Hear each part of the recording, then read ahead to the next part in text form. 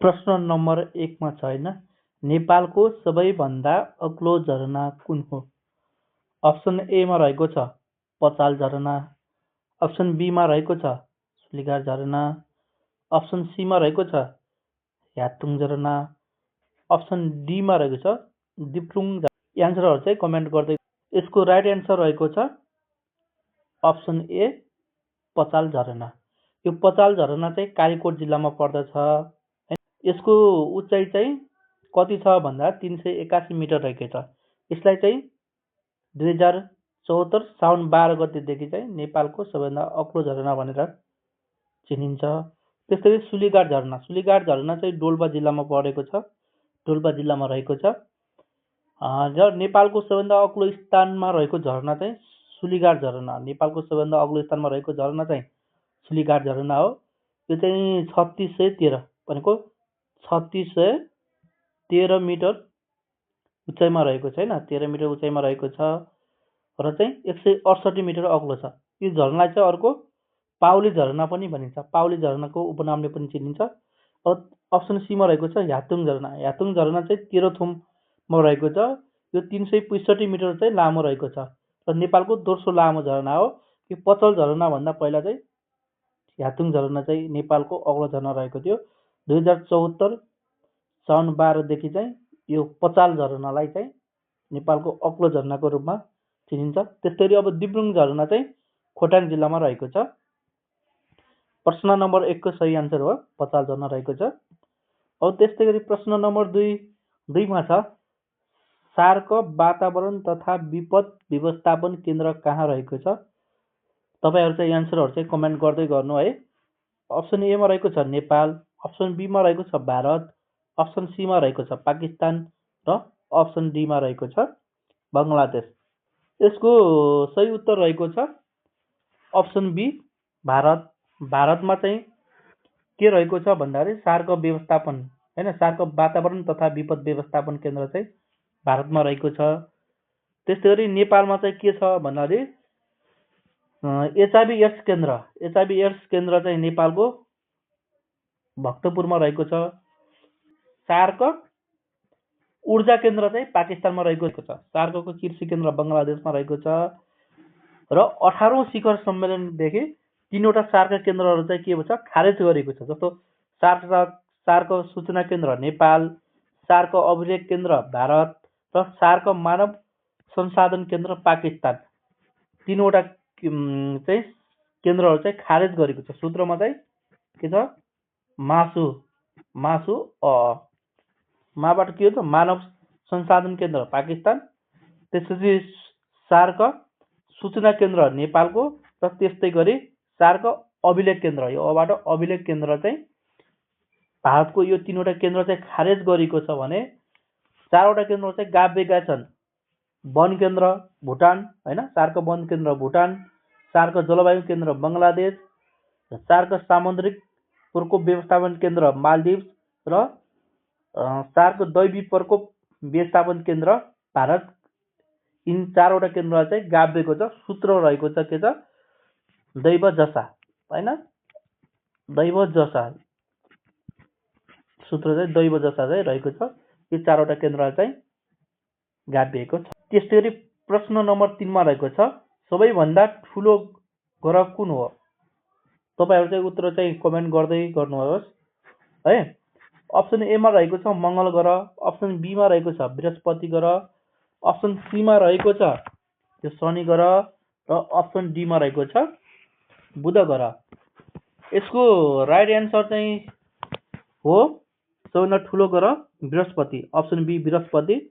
यो मंगल ग्रह, यो मंगल ग्रहलाई चाहिँ रातो ग्रह हैन, रातो ग्रह अनि त्यसपछि पृथ्वीसँग मिल्दोजुल्दो ग्रह हैन, रातो ग्रह पृथ्वीसँग मिल्दोजुल्दो ग्रह अनि मानव बस्ती सम्भावना भएको ग्रह भनेर चिनिन्छ। बृहस्पति ग्रहलाई चाहिँ एकदम ठुलो ग्रह हैन, ग्रहहरूको राजा अनि सानो उपग्रह भएको ग्रह अनि एकदम गरौँ ग्रह र सबैभन्दा छोटो दिन हुने ग्रह भनेर बृहस्पति ग्रहलाई चिनिन्छ। त्यसै गरी शनि ग्रह, अब शनि ग्रहलाई चाहिँ के छ पहिलो ग्रह हैन, एकदम सुनौलो ग्रह अनि एकदम सुन्दर ग्रह र गड अफ एग्रिकल्चर पनि भनेर चिनिन्छ शनि ग्रहलाई। अब बुध ग्रह, यो बुध ग्रहलाई चाहिँ सूर्यबाट सबैभन्दा नजिकको ग्रह अनि एकदम सानो ग्रह र वायुमण्डल नभएको ग्रह र पानीविहीन ग्रह भनेर बुध ग्रहलाई चिनिन्छ। प्रश्न नम्बर 3 को सही उत्तर हो बृहस्पति ग्रह। अब प्रश्न नम्बर 4 मा छ नेपालको संविधान 2072 अनुसार धारा 38 मा के रहेको छ? अप्सनमा रहेको छ, अप्सन ए मा रहेको छ शिक्षा सम्बन्धी हक, अप्सन बी मा रहेको छ न्याय सम्बन्धी हक, अप्सन सी मा रहेको छ महिलाको हक, अप्सन डी मा रहेको छ यातना विरुद्धको हक। तपाईहरु चाहिँ कमेन्ट गर्दै गर्नुहोस्। अब यसको सही उत्तर के छ त?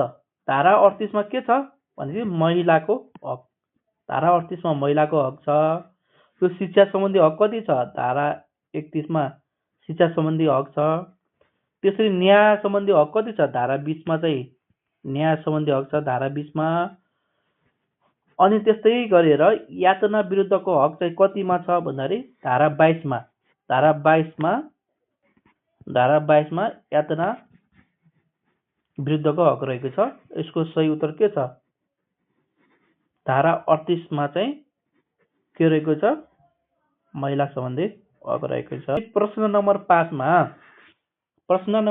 मा रहेको छ निजामती सेवा दिवस कहिले मनाइन्छ हैन? निजामती सेवा दिवस कहिले मनाइन्छ? प्रश्न नम्बर 5 मा रहेको छ निजामती सेवा दिवस कहिले मनाइन्छ? अप्सन ए मा रहेको छ वैशाख 15 गते, अप्सन बी मा रहेको छ असार 15 गते, अप्सन सी मा रहेको छ भाद्र 22 गते, अप्सन डी मा रहेको छ असोज 3 गते। तपाईहरु चाहिँ कमेन्ट गर्दै गर्नु होला है। अब यसको सही उत्तर के रहे? अब यो वैशाख 15 गते के हो? चिया दिवस, राष्ट्रिय चिया दिवस हो वैशाख 15 गते। अब असार 15 गते के छ त? धान दिवस रहेको छ र भाद्र 22 गते के हो? सही उत्तर हो निजामती दिवस भाद्र 22 गते मनाइन्छ र असोज 3 गते संविधान दिवस मनाइन्छ। यो भाद्र 22 गते निजामती दिवस चाहिँ किन मनाइन्छ भन्दाखेरि विक्रम सम्वत 2013 साल भदौ 22 गते चाहिँ निजामती सेवा ऐन हैन निजामती सेवा ऐन चाहिँ जारी भएको थियो।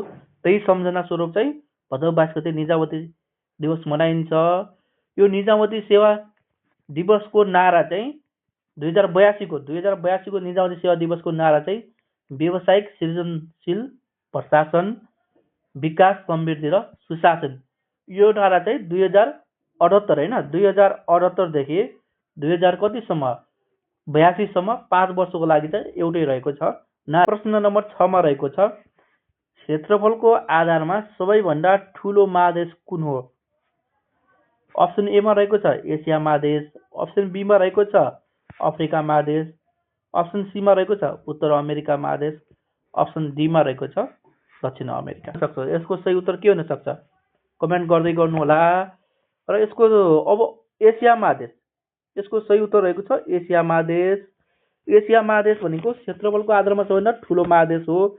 यसले चाहिँ कुल क्षेत्रफलको 29.92% हैन 29.92 सो 29.92% हैन 29.92 चाहिँ ओगटेको छ। त्यसै 2 नम्बरमा छ अफ्रिका रहेको छ।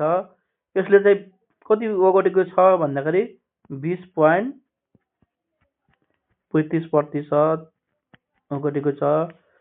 त्यस्तै गरी 3 नम्बरमा छ अमेरिका, उत्तर अमेरिका हैन यो तेस्रो हो। चौथोमा दक्षिण अमेरिका। उत्तर अमेरिकाले कति ओगटेको छ भन्दाखेरि 16.2% अनि दक्षिण अमेरिकाले 11.9%। त्यस्तै गरी अन्टार्कटिकाले चाहिँ 5औं सानो चाहिँ अन्टार्कटिका हो त्यसले 9% र 6औं युरोप हो त्यसले 7% र सबैभन्दा सानो महादेश भनेको अस्ट्रेलिया हो जसले चाहिँ 5% ओगटेको। सम्झिने यो महादेशलाई कसरी सम्झिने भन्ने सूत्र रहेको छ ए हैन ए अ यानी नासा कहाँ पर्छ भने युएसए मा पो पर्दो रहेछ होइन, ए अ नासा त युएसएमा पो पर्दो रहेछ भन्ने यसको सूत्र रहेको छ होइन। अब एबाट के भयो त, यो एबाट एसिया महादेश, यो अबाट अफ्रिका महादेश ए अ। अब यानेबाट के पर्यो त, उत्तर अमेरिका नर्थ अमेरिका यानेबाट। अब एसएबाट के पर्यो, साउथ अमेरिका दक्षिण अमेरिका। अब त्यसरी अन्टार्क्टिका। अब यो एबाट के भयो त, अन्टार्क्टिका महादेश होइन। त्यसपछि युएसए, यो युबाट के पर्यो भन्दाखेरि यो युबाट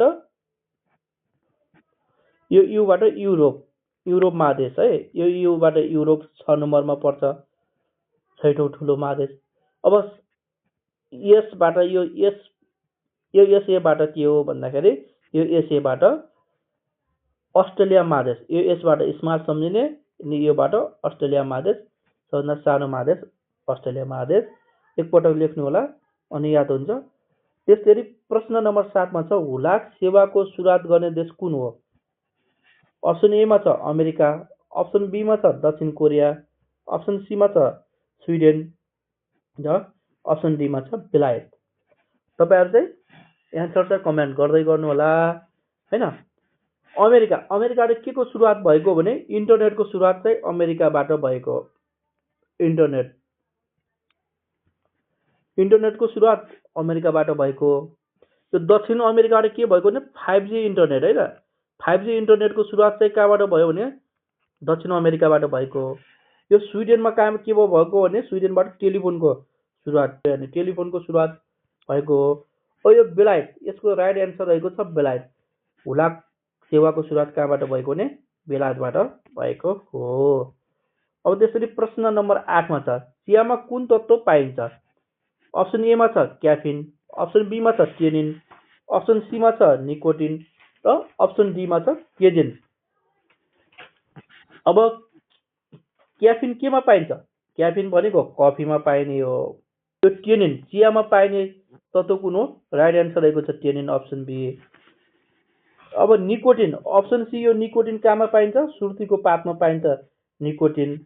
अप्सन डी केजिन कहाँमा पाइन्छ? दुधालु पदार्थ पाइन्छ। अब त्यसरी प्रश्न नम्बर 9 मा छ, 16औं आबादिक योजनाको अन्तिमसम्म हैन कति प्रतिशत आर्थिक वृद्धि दरको लक्ष्य लिएको छ भनेको छ। 16औं आबादिक योजनाको अन्त्यसम्म कति प्रतिशत आर्थिक वृद्धि दरको लक्ष्य लिएको छ भनेको छ। अप्सन ए मा रहेको छ 7.3%, अप्सन बी मा रहेको छ 7.5%, अप्सन सी मा रहेको छ 10.3% र अप्सन डी मा रहेको छ 12.1%। तपाईहरु चाहिँ राइट एन्सर चाहिँ कमेन्ट गर्दै गर्नु होला है त। यसको सही उत्तर रहेको छ अप्सन ए 7.3% राखेको छ। अब प्रश्न नम्बर 10 मा छ भनेको पूर्वको मानिस भनेर कसलाई चिनिन्छ? अप्सन ए मा छ राई, अप्सन बी मा छ मगर हैन मगर, अप्सन सी मा छ शेर्पा र अप्सन डी मा छ लिम्बू। यसको सही उत्तर चाहिँ कमेन्ट गर्दै गर्नु होला तपाईहरु। र यसको सही उत्तर छ पूर्वको मानिस भनेर शेर्पालाई चिनिन्छ। यसको राइट एन्सर छ अप्सन सी शेर्पा रहेको छ। आजको भिडियो कस्तो लाग्यो? जस्तो लाग्यो त्यस्तै कमेन्ट लेख्न चाहिँ नबिर्सिनु।